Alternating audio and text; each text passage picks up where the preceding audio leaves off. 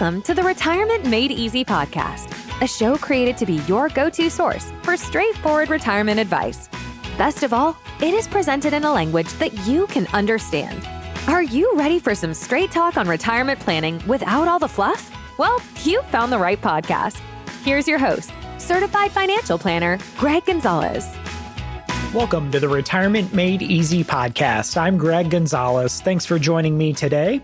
And big thanks to everybody who had emailed in their questions that I had asked for from the last podcast. I really appreciate that. And thank you to all the people that had given us the warm wishes.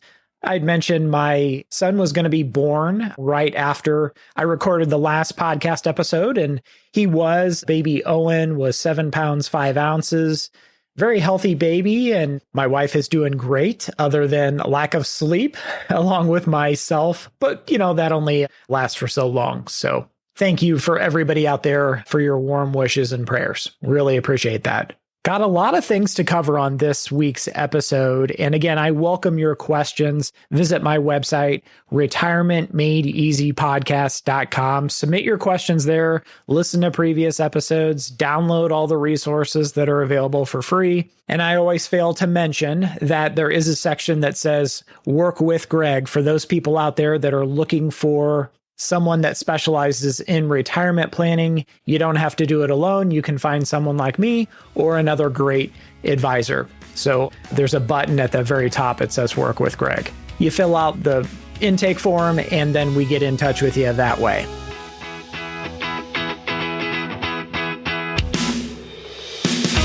Let's jump into today's episode where I wanted to talk about 7 retirement mistakes you will regret forever.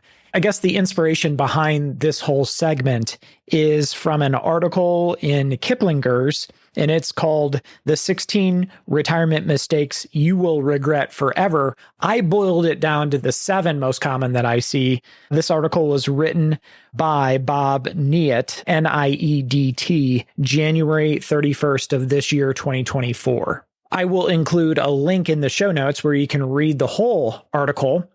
And maybe it's just because this is what I do for a living. I'm a retirement planner. It's the only job I've ever had after I graduated from college. And still, when I was in college, I was working for the largest independent retirement planner in St. Louis. So for the past 16 years, that's all I've done is help people plan for a successful retirement. But with that being said, the decisions we make dictate the life we live. And oftentimes the people that I've witnessed and I've worked with that got themselves into trouble, that went down the wrong path, it's because they made these bad decisions that we're about to talk about now that really derailed their retirement. And what that means is they really jeopardized the success of their retirement. And these people may be working for a long, long time because of these poor decisions. And I always kind of think about, and I know you shouldn't do that, it does absolutely no good to think about, okay, the people that went the wrong direction and you can't go back and help them because of the bad decisions. As much as we want to encourage people and strenuously suggest that people stay on the right track for success, making good financial decisions, oftentimes people will make up their mind and do something different. And ultimately, they have to live with those consequences. So here are, in no particular order, the top 7 retirement planning mistakes that you will regret forever. And number 1 on my list is borrowing from a 401k. And I'll go along the same line of thought with this, is cashing in retirement accounts like Roth IRAs or IRAs before you ever retire. And because you can't borrow from IRAs, you can borrow from some 401ks if they have loan provisions in the 401k. And typically, if you're not familiar how that works, it's you can borrow up to 50% of your account value in the 401k up to $50,000. And I can give you countless examples. If I go back the last 16 years of being a retirement planner, the people that get off track are doing things like borrowing from a 401k. And the reason being is because they don't just borrow from the 401k once and it's a one-time thing. What happens is inevitably it turns into a habit and they say, well, that was easy. I can just go back if I get into trouble and I can borrow from my future. And that's my retirement accounts. So if you can avoid borrowing from a 401k at all costs, I certainly would. It can be useful in rare circumstances when you need $50,000 in a short amount of time, and then you can pay it all back. I've had some people do this when they're moving and they're trying to sell a home and purchase a home. But in that circumstance, I would almost always prefer a bridge loan if at all possible. So the problem in my eyes with borrowing from a 401k is, number one, it becomes a habit for the future, is like, I guess, a door that you can keep going back into. And the other thing is, if you get laid off or you separate from service and are no longer working with the company who you have the 401k loan from, after you separate from service, you've got to pay it all back within 60 or 90 days. Or it becomes a taxable event at that point. So then what happens is people, let's say they get laid off or they change jobs and then they don't have the funds to pay back that loan. Well, it becomes a taxable event and they're paying out the wazoo in taxes. So if you can avoid borrowing from a 401k, do it at all costs. If we had two people, person A and person B, lined up, and person A, throughout their working years, they consistently borrowed from their 401k, and person B never borrowed from their 401k. And they both had the same savings habits, meaning they saved and got the company match and all that good stuff. Person B is going to be so much more well off and prepared for retirement than person A, who consistently had a habit of taking these 401k loans. That's just the way it is. And I can say, because I have met probably with hundreds and hundreds of people and discussed their retirement plans, their retirement goals, of the people that have casually mentioned, oh, remember when we had to dip into the 401k and cash out our 401k to buy a pool or buy a car with that money, whatever they did with it. I can normally tell. And that doesn't surprise me. And the reason I can tell is looking at how much they have saved for retirement and looking at their goals and how close they are to retirement. Those decisions they made in the past, the cause and effect is that now they're running behind and they're behind schedule because they cashed out the 401k or they borrowed from the 401k 10, 15, 20 years from now. Those decisions long ago resulted in where they are today. So number one, again, is borrowing from a 401k. That is number one on our list of retirement planning mistakes. Number two is planning to work indefinitely. And I have heard this over and over from people. I will ask them, do you have a retirement plan in place for whenever you envision or desire to retire? Whether that's age 65 or 62 or 70, do you have a strategy, a game plan? And I often hear they kind of laugh and say, oh, I don't need that. I'm going to work forever. I'm going to work until I drop over dead. And we've talked about this on the podcast a lot. At our firm, St. Louis Retirement Advisors, we like to run what-if scenarios, meaning if you're 62 and you plan on working for 8 more years and retiring at 70, what if your health goes downhill and you're unable to make it until 70? What if you're forced to retire at 65 or 66 due to health reasons? What is your plan going to look like and what kind of shape are you going to be in financially? I think that would be helpful to know. Or what if your company had layoffs or your position was eliminated or your company got bought out and you were unable to keep working for the same company at the same position until age 70? What would you do at that point? And I can tell you, I've had several clients that due to health reasons had to retire earlier than they had anticipated. I mean, I hear it over and over and over again. So planning to work indefinitely, I would really, really caution you or question the wisdom in that. Now, I'm not telling you to say, oh, you need to plan on retiring at a certain age. I think if you want to work until 70, 75, 80, or as long as you possibly can, I think that's wonderful. I just think we need to address, or it's wise to address, the what if. What if you couldn't work because either of health reasons, which is most common in my experience, or the position's no longer there. Or maybe even you're no longer able to work in the same capacity. Maybe it's just part-time. I think this is a conversation that people need to have instead of just saying, oh, I'll just continue as is forever, and I'll just continue to keep living on that paycheck.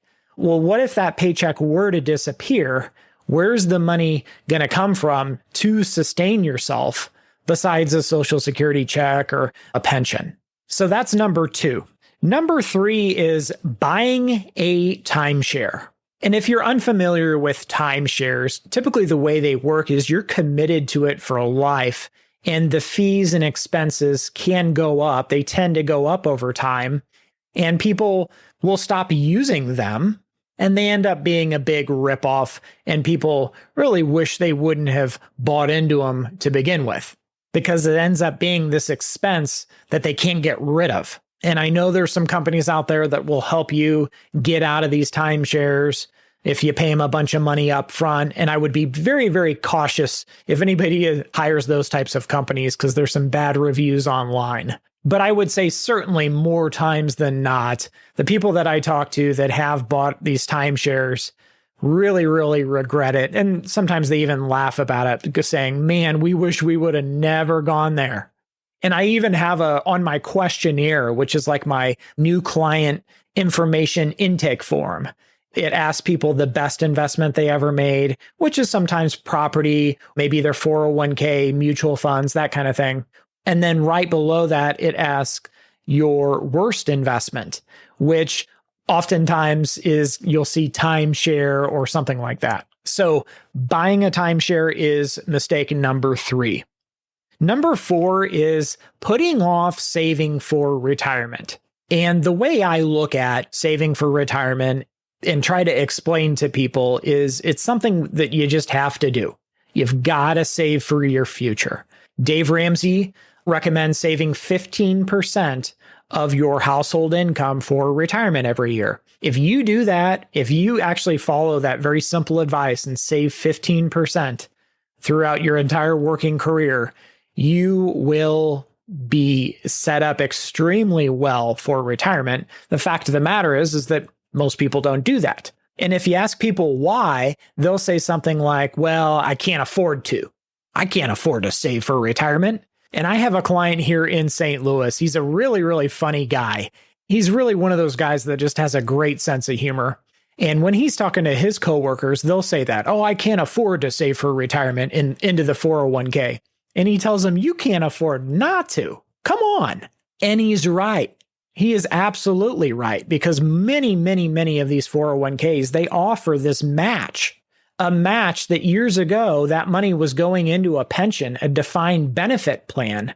And now the company doesn't have a pension plan.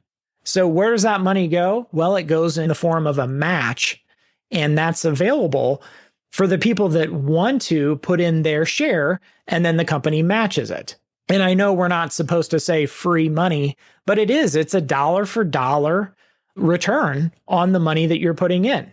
We've talked about this on the podcast before. Some of the greatest matches that I've seen, one of them is Microsoft will do dollar for dollar up until your annual maximum contribution limit. Boeing here in St. Louis for non-union workers will do dollar for dollar on the first 10% that you contribute to their 401k. So don't delay saving for retirement. The earlier you can get those funds in there, they can grow. And that's the magic of compound interest. It's not anything magical. It's not a secret. But the longer you give the money to work, the more time it has to grow and grow and grow. It's kind of like an oak tree. You plant a little seedling oak tree today, imagine how big it's going to be 30 years from now.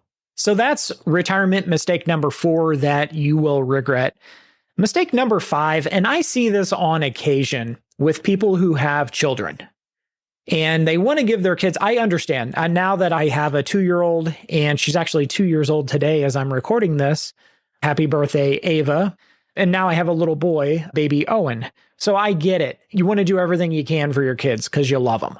You want your kids to have a better life than you had growing up. So you want to do everything you can for them to set them up for success. But there's a balance there, and you can't put everything towards your kids and delay saving for your own future and your own retirement.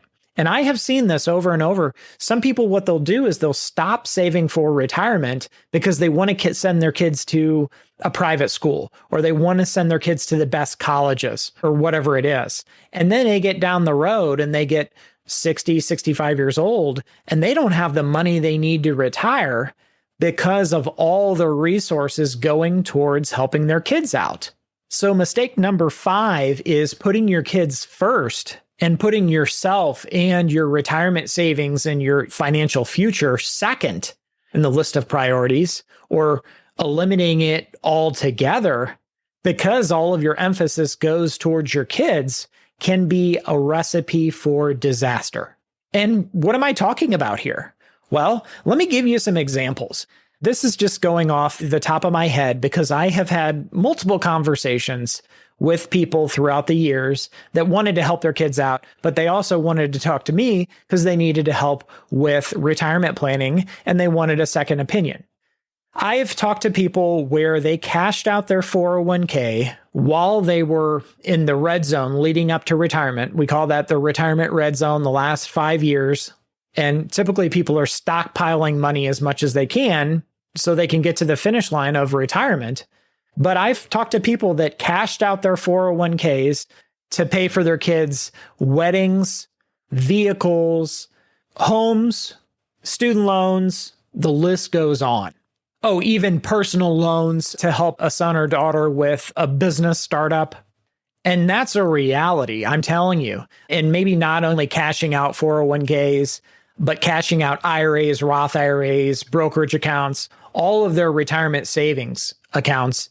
They cash those out prematurely to help their kids out. I have seen it over and over and over again. And then by the time I have a conversation with them, a lot of times, not always, but a lot of times, I have to share the bad news, the honest bad news with them, that their retirement goals were greatly adversely impacted due to those decisions of wanting to help your kids out that much financially. And what I mean by that, quite simply, is now their retirement plan is thrown off. They cannot afford to retire at this point. And not only that, now to get back on track, they're going to have to really increase saving for retirement over these last few years. They might have to save 25, 30, 40% of their household income for retirement to replace those funds that they withdrew to help their kids out.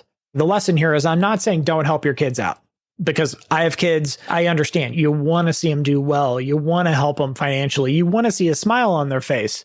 But what I'm saying is help them out within reason.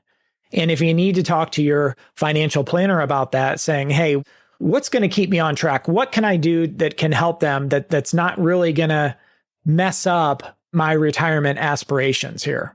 Because the problem nowadays, if you want to help your kid out, I want to help them with the purchase of a new car. I want to help them with college or the purchase of a house or a wedding. None of these things are cheap. None of these things are inexpensive. Have you looked at the price of new vehicles these days? It's outrageous. And the price of college tuition, it's insane. And then even housing. Oh my goodness. So many of our clients want to help their kids with the purchase of their first home because they know how hard it is to buy a home right now because there's so much competition. You're having to pay more than the asking price in a lot of situations. And not only that, mortgage interest rates are really high right now. So I totally get it. And I understand if you're one of those people wants to help out your adult children, I get it, but just do so within reason so your retirement stays on track. Okay, that was number 5. Number 6 is avoiding the stock market with your investments. And I have seen so many people that just are too conservative. And so by avoiding the stock market, you are long-term missing out on a lot of returns, like whether it's in your 401k or Roth IRA or whatever retirement accounts that you utilize. By avoiding the stock market and mutual funds and index funds and all those type of investments that are securities that are tied to the stock market, you are missing out on returns that can really, really help your plan long term. Now, they do come with volatility. I totally get it that short term, investing in the stock market or mutual funds, whatever it happens to be, it can involve a lot of risk and there's volatility with that. And not everybody has the risk appetite for those types of investments. But the trade-off is more conservative investments that barely keep up with, if they even keep up with inflation long term. And that's really the challenge. How do we keep up with the purchasing power that we need?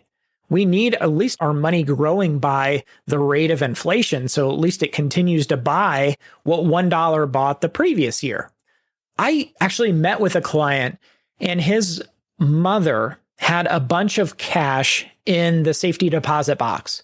And when she passed away, he was the executor and went to the bank, opened up the safety deposit box, and there was old bills, $20 bills, $50 bills, $100 bills. And we're talking tens of thousands of dollars that were in that safety deposit box and had been in there a long, long time.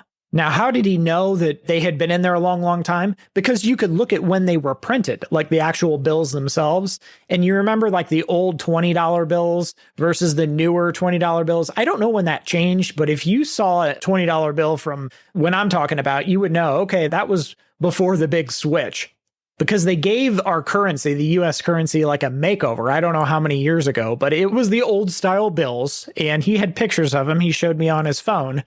And we got to talking about that. His mom had all that cash in the safety deposit box, just keeping cash sitting there. You're losing inflation and the purchasing power every single year. It's not earning any interest.